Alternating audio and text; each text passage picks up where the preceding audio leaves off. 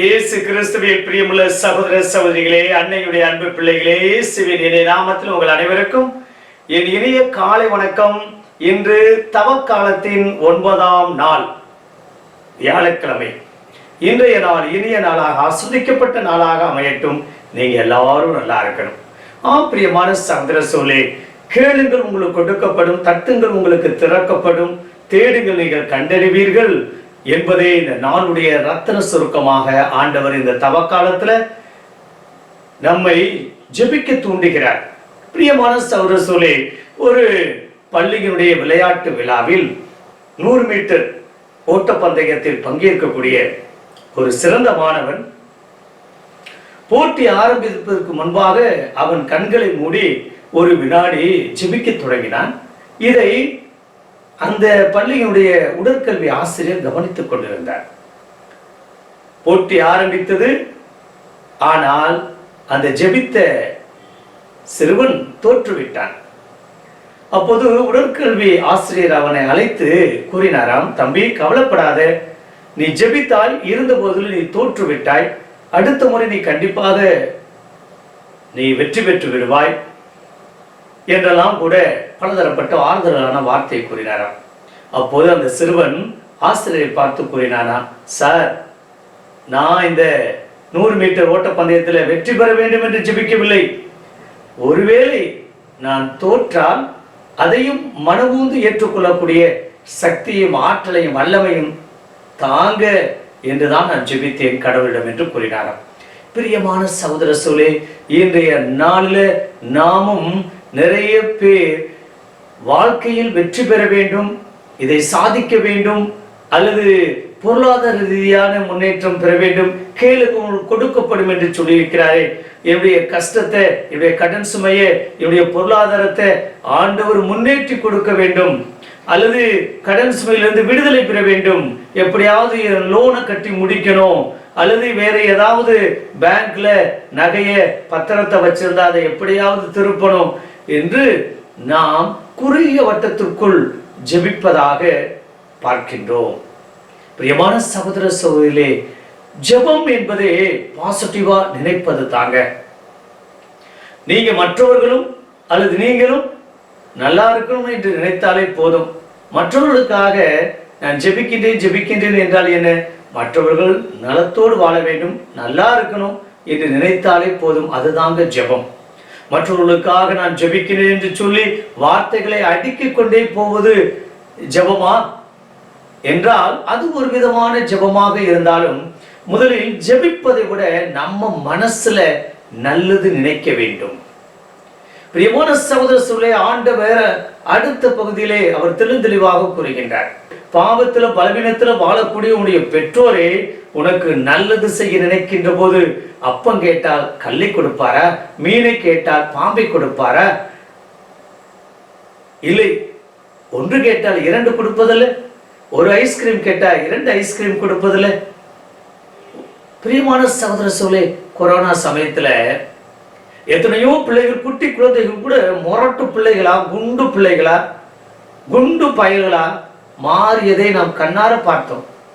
Corona சமயத்துல வேலைக்கு செல்லவில்லை என்றாலும் வீட்டில் இருந்து கொண்டே என் பிள்ளை நல்லா இருக்கணும், என் குழந்தைங்க, என் பேர குழந்தைங்க, என் குடும்பத்தை சார்ந்தவங்க நல்லா இருக்கணும் என்பதற்காக எப்படியெல்லாம் நம்முடைய பெற்றோர்கள் உழைத்திருக்கக்கூடும் நினைத்து பார்ப்பான். அனுபவிக்கவில்லை. பிரியமான சகோதரர்களே, நம்முடைய பெற்றோர்கள் நமக்கு நல்லது நினைக்கின்ற போது நம்மை படைத்த தேவன், படைத்தவர் நம்மை பராமரிக்காமல் இருப்பாரா? நம்மை உருவாக்கிய தேவன் நமக்கு உரு கொடுக்காமல் இருப்பாரா? அவருடைய சாயலில் படைக்கப்பட்ட ஒவ்வொரு மனிதனும் அவரை போல நல்லவர்களாக இருக்க வேண்டும், இனியவர்களாக இருக்க வேண்டும், நல்ல உடனத்தோடு இருக்க வேண்டும், நேர்முறை சிந்தனையோடு இருக்க வேண்டும், வாழ்வு கொடுக்க வேண்டும் என்று நினைக்க மாட்டாரா? ஆனால் அதற்கு கடைசி பதில ஆண்டவர் இந்த நாளில் கூறுகிறார், மற்றவர்கள் உனக்கு என்னென்ன செய்ய வேண்டும் என்று நீ நினைக்கின்றாயோ அதை மற்றவர்களுக்கு நீ செய். பிரியமான சகோதர சொல்லிட்டு நம்மள்ட்ட இருக்கக்கூடிய பெரிய குறைபாடே அதுதானே. மற்றவர்கள் என்னை மதிக்கணும், அன்பு செலுத்தணும், கேட்காம கொடுக்கணும், என் வீட்டுக்கு வரணும்.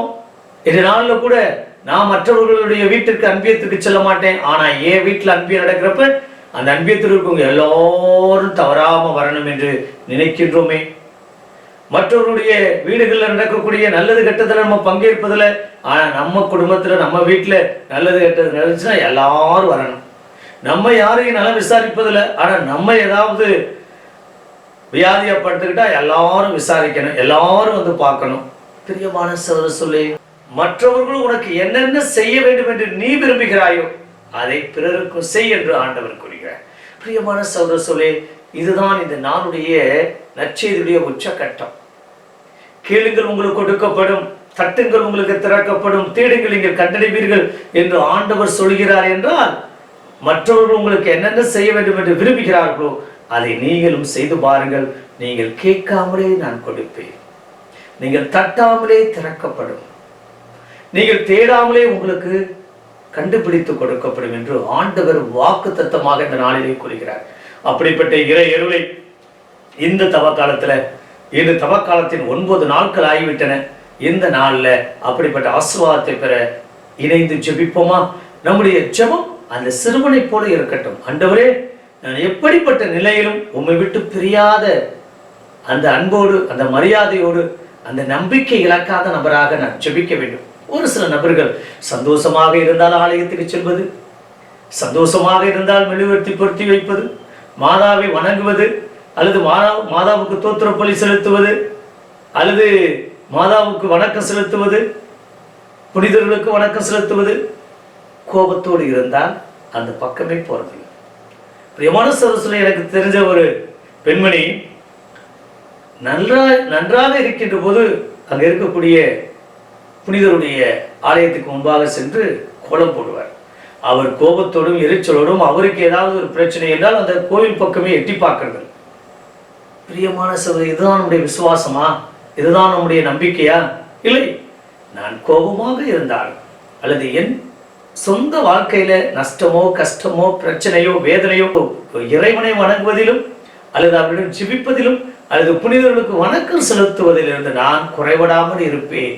என்னுடைய கஷ்டம் என்னோடு இருக்கட்டும், என்னுடைய துன்பம் என்னோடு இருக்கட்டும், என்னுடைய மனபாரம் என்னோடு இருக்கட்டும். கண்டிப்பாக இந்த புனிதர்கள் பரிந்து பேசுவார்கள். கண்டிப்பாக இந்த பரிந்துரையை கேட்டு ஆண்டவர் நிச்சயமாக எனக்கு விடுதலை கொடுப்பார், படைத்தவர் என்னை பராமரிப்பார் என்ற நம்பிக்கையோடு இணைந்து ஜெபிப்போமா?